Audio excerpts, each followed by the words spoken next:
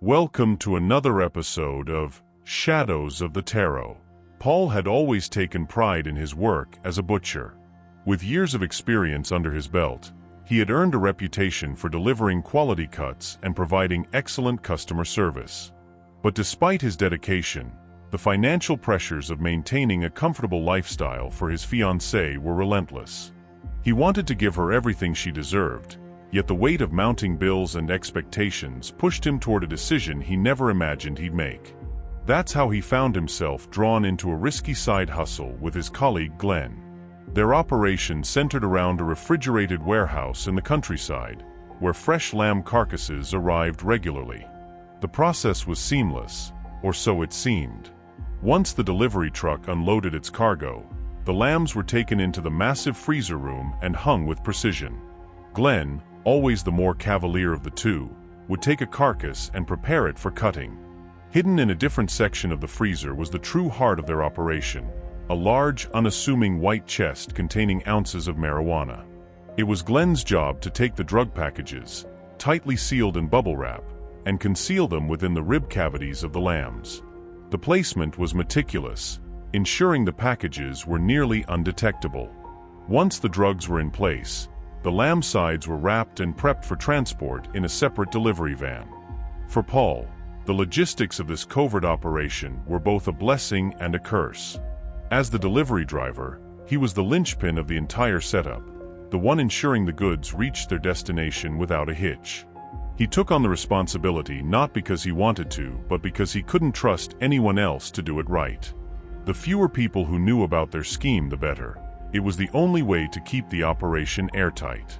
Paul's butcher shop was one of the largest suppliers in the area, a bustling hub of activity. Customers came for prime cuts of meat, but a select few knew to ask for something extra. Thursdays were especially chaotic, coinciding with payday for most of his clients. On those days, the shop bustled with customers, and Paul worked tirelessly to manage the legitimate side of the business while quietly handling the illicit one. The hustle was exhausting. Paul would leave home at the crack of dawn to make the trek to the warehouse, ensuring he personally oversaw the meat pickup. He'd then spend the rest of the day working long hours in the shop, juggling his dual roles. The physical and mental toll was immense. He barely had time for himself or his fiancée, the very person he was trying to provide for. Meanwhile, Glen seemed to have it easy. While Paul bore the brunt of the labor and risk, Glen's role was limited to packaging and preparing the product. He didn't have to deal with the customers, manage the shop, or face the daily grind.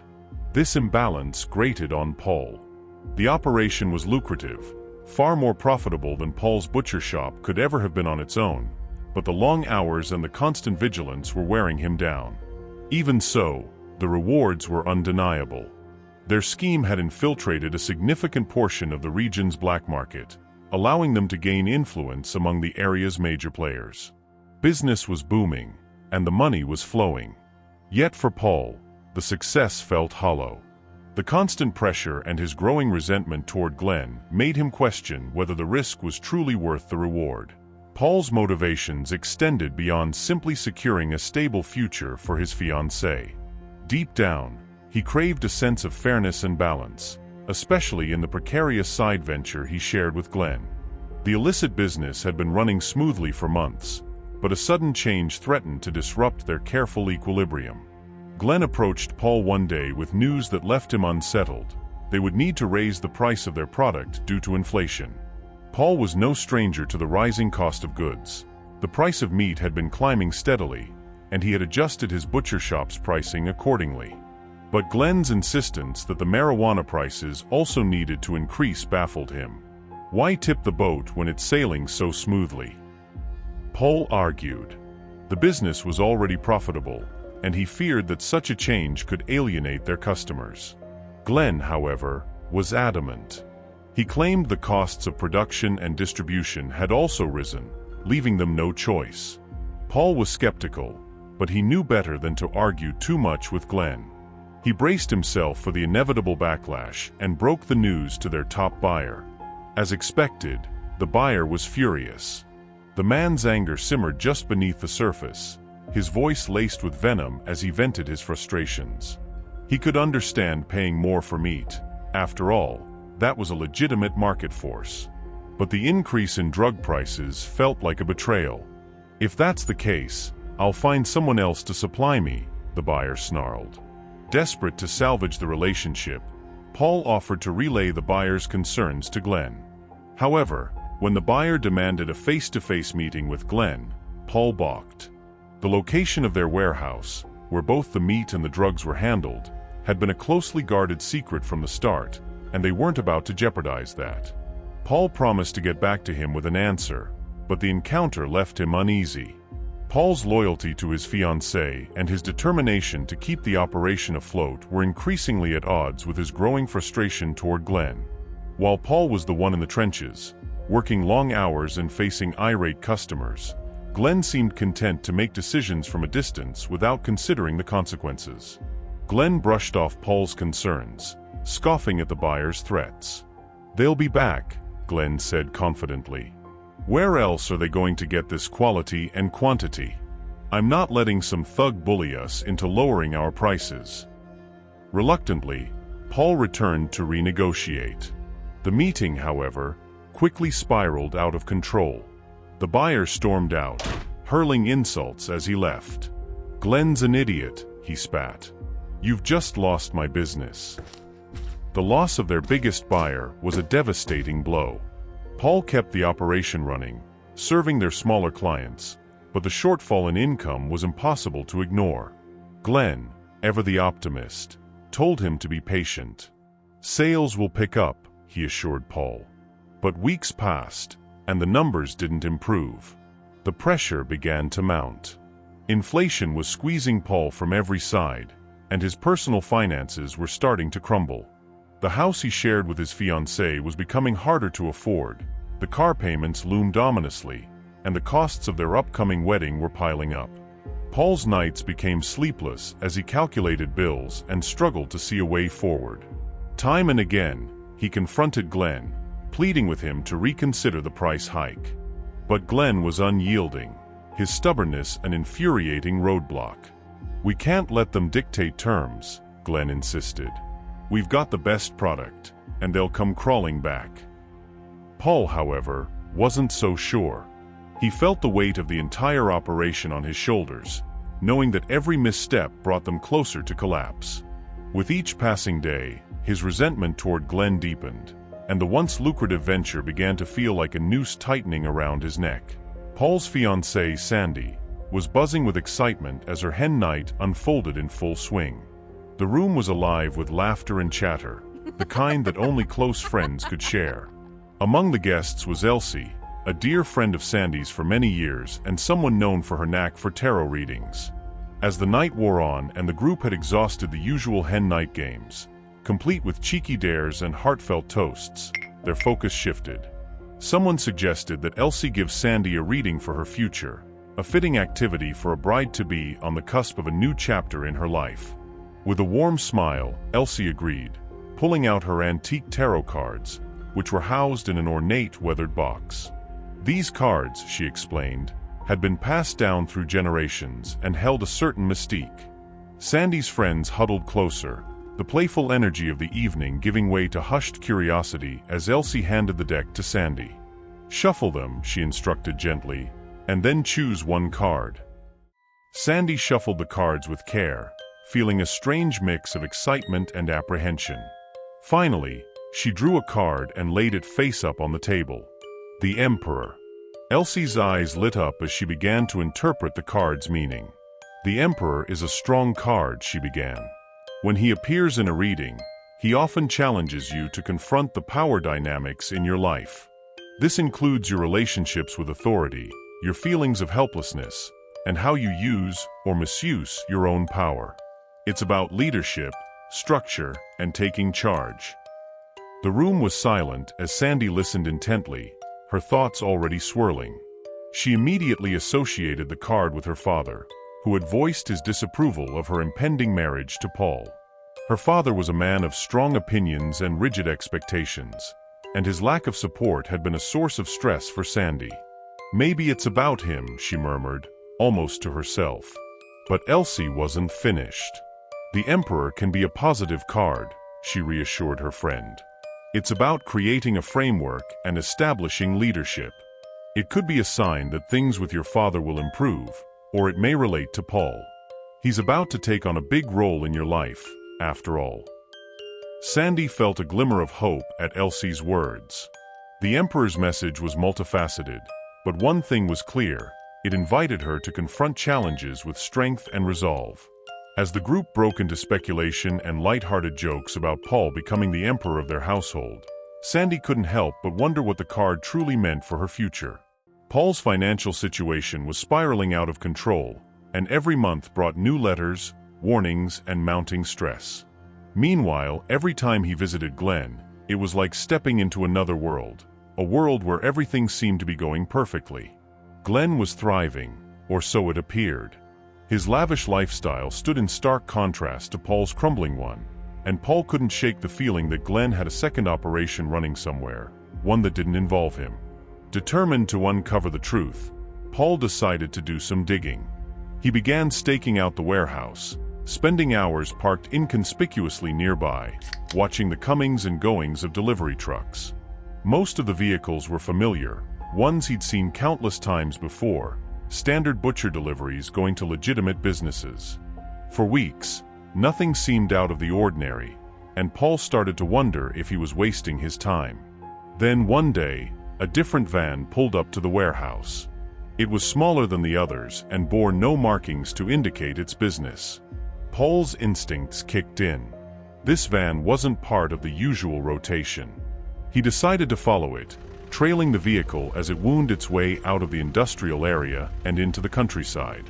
The van eventually stopped at a small rustic butcher shop in a quiet rural town. Paul parked a distance away, watching as the driver unloaded a delivery. It looked ordinary enough, but his gut told him otherwise. He started making regular trips to the shop, observing its busiest hours and getting a feel for its operation. Then, after a few weeks, he made his move. Timing his visit for one of the shop's busier afternoons, Paul strolled in, playing the part of a new local customer. He chatted casually with the butcher, buying small cuts of meat and asking questions about the area. Over the course of several months, Paul became a familiar face, stopping by just often enough to establish a rapport without raising suspicion.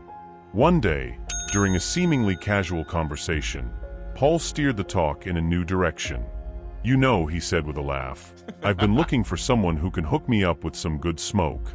You wouldn't know anyone around here, would you?" The butcher paused, then smiled knowingly. "Well," he said, lowering his voice, "I might be able to help you out. We've got some excellent stuff, top quality." Paul's heart raced as he agreed to make a purchase. When he received the package, his suspicions were confirmed. The marijuana was concealed in the exact same way Glen had always packed it, hidden inside a side of lamb and wrapped in bubble wrap, just as they devised together. Anger surged through Paul as he realized the truth. Glen was running another operation, cutting him out entirely and bringing someone new into the market. Paul felt betrayed. They had come up with this concept together, built the business from the ground up. And now Glen, drunk on his own success, thought he could push Paul aside like an afterthought.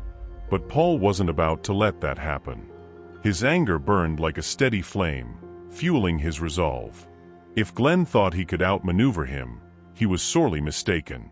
Paul was ready to fight for what was his, and he knew exactly where to start. Paul was overcome with a deep sense of betrayal.